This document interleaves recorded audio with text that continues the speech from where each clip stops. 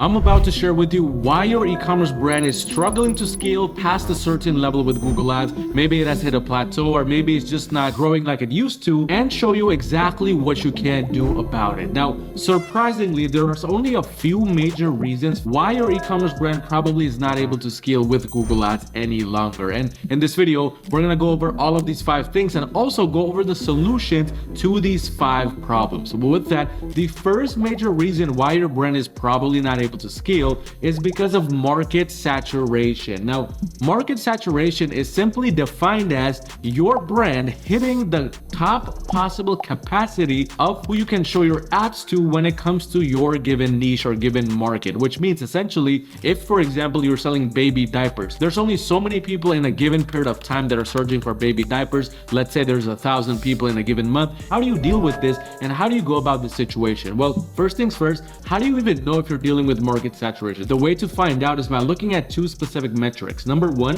search impression share, and number 2, click share. If any of these numbers are above 70%, 80%, 90%, then you know that market saturation has become a real big problem, and that's when you need to start looking for these kinds of solutions. Otherwise, you're not really dealing with market saturation, but let's assume you are. First solution to this problem is to essentially increase the market size of your products. And the way to do this with Google Ads is by simply doing keyword research and then incorporating other types of keywords with bigger search volume. So instead of just going after the keyword baby diaper, maybe you could just go after the keyword diaper itself, or maybe a specific brand of diapers, or maybe go a little bit broader and find ways that people search up the word baby diaper. Maybe they search it up a different way. Whatever it is, you need to expand your audience size. Another solution for this problem is to simply improve the product feed quality, because this doesn't require you to increase your audience size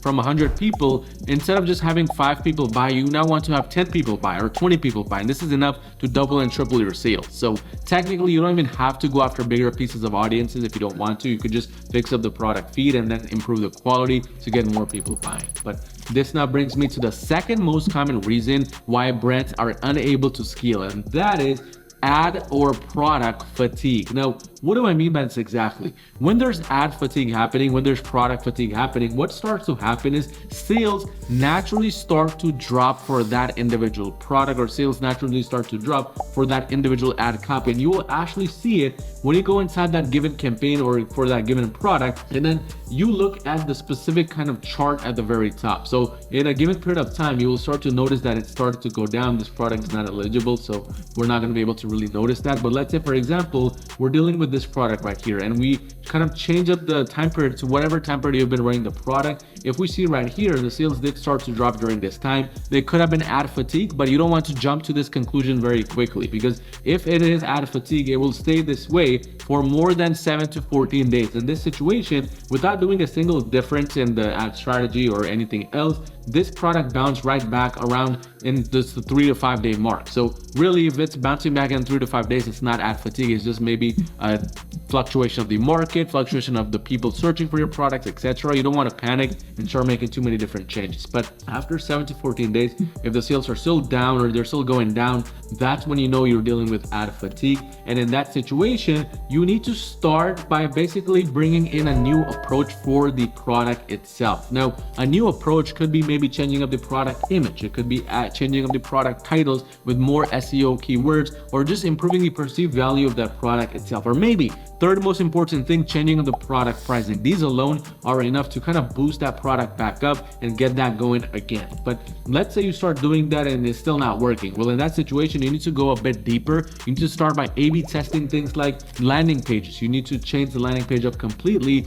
and see if the new landing page brings about any increased results, any better results. If you're running like a search campaign or a YouTube campaign, changing up the ad copy itself, the text within it, the YouTube video ad copy, etc. Whatever it is, you need to change that up a bit and see if these differences are causing the product to go back up in scale. Finally, another thing you can do if things are really going downwards for that product itself is to bring in complementary products. So whatever you sell, if you're selling baby diapers, maybe start selling something along the lines of baby cribs, or maybe something else like baby pacifiers, etc. Complementary items to that individual product. This is kind of the last step, and you should only be really doing this if you potentially can. This now brings us to the third most common reason why brands struggle to scale, or why they even stop scaling, and that is campaign stagnation. Now, if you're running a campaign strategy for days, weeks, months, sometimes even years, what's going to happen is the Google Ads algorithm is going to become complacent with that approach you have going on. And over time, that approach becomes less and less effective, especially after there's new changes coming about, there's new kinds of updates going on with the Google Ads algorithm and whatnot. So you need to always be on top of your game, and you need to always be changing things up with your campaigns. Otherwise, your brand will go towards campaign stagnation. Now, you'll notice this happening when the ad spend naturally starts to decrease over time, again, over 14 to 30-day period, and the sales start slowing down as well within that time period too. So if you notice both of these things happening, then you know that there's campaign stagnation in play, and it's just starting to become very, very stagnant overall. In that situation, what you can do is the following. The first thing you can do is introduce the TPS approach if you don't already have that. TPS stands for testing, profitability, scaling. I've already made videos on that in the past, so I'm not going to really go over that in this video. But basically, you want to separate out the products getting tested versus those that are already profitable versus those that are already scaling. And you can do this for the products within this campaign, which is becoming stagnant as well. That should kind of revive this campaign as a whole, because now you're making a drastic change, so you're getting rid of some of the bad products, or just kind of reincorporating things a bit with other campaign types in the mix. This is something we have seen work time and time again for the brands we handle under my agency, Your Marketing, which, by the way, if you run a brand doing $1 million a year, you need extra help scaling your brand to the next level, go onto my website at yourmarketing.com and schedule a free call with me to see essentially if we can work together and make that happen. But final thing you can do, reset the bids. If you run at the same bid, or if you run at the same target ROAS or target CPA for too long, again, as new competitors come in, as the new things start to happen, things will slow down a bit. So you want to kind of revive things by resetting the bids, maybe just lower it just a little bit, maybe increase the bids if you need to. That should be based on what your results currently are. But that essentially brings us to the fourth most common reason why brands can't scale, and that is new competitors entering the market. Now, the best way to know if new competitors are entering the market is if your sales suddenly start to go down for whatever reason, without making a single change, without really updating the strategy. You're just seeing that the sales are going down for whatever reason. You should also be able to kind of recognize that new competitors are entering the market if you go on over to your campaign's overview section, and then looking at the search impression share and click share metrics. If these over a 30-day period are starting to go lower and lower, then that lets you know that somebody else is in the market stealing your impression share, and you need to do something about it, essentially. Another way to find out if this is the main reason that new competitors are entering the market, why your brand has certainly stopped performing, is if your CPCs are starting to increase. Now, if the CPCs start going up like crazy, my 5%, 10% every week or every 14 days, then you know that that's probably the reason why. So the best way to find out is by just comparing your CPCs to a previous period and then understanding what's going on here. So in this situation, the CPCs are going down. That doesn't mean that there's new competitors entering the market. If this brand is struggling, it's probably not because of this reason. But let's say your brand is struggling because new competitors are entering the market. What do you do in this situation? The easiest way to tackle this situation is to improve the product feed quality. Now, this could mean improving the product images a bit better, doing competitor research to do the opposite of your competitors. This could mean the product pricing.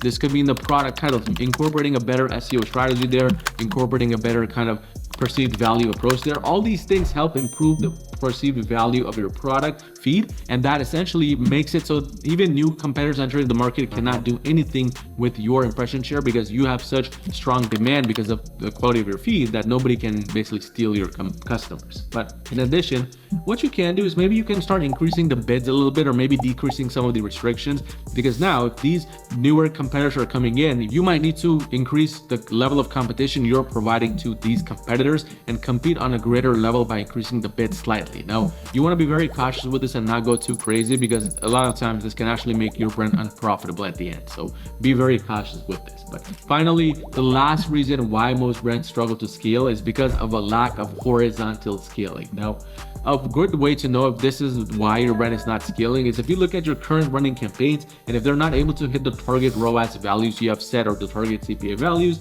then probably there's too much pressure on them. And if it's happening for a long period of time, 28 days, 30 days, then it's not going to be enough to scale your brand to the next level. So essentially, the solution for this is to introduce horizontal scale. Don't rely on just shopping campaigns or performance mags. Start incorporating search campaigns, start incorporating remarketing, display, discovery, demand gen campaigns. These are all campaign types which, although they may not be the most profitable campaigns in the world, they're enough to start supplying your ad account data in the back end and supplying your performance max campaigns enough data. This kind of deals with the scale problem itself on its own. It now has a better idea of who to show the ads to, a bigger audience to show the ads to. So that's essentially where you want to get your brand to. But a very simple way to start scaling in, just again, introduce horizontal scale. But again, if you run a brand doing $1 million a year, you need extra help scaling your brand to the next level, go on to my website at yourmarketing.com and schedule a free call with me, and let's see if we can potentially work together and make that happen. But check out this video right here on a brand which we recently scaled to multi-7 figures with Google Ads after dealing with some of these problems I mentioned in this video.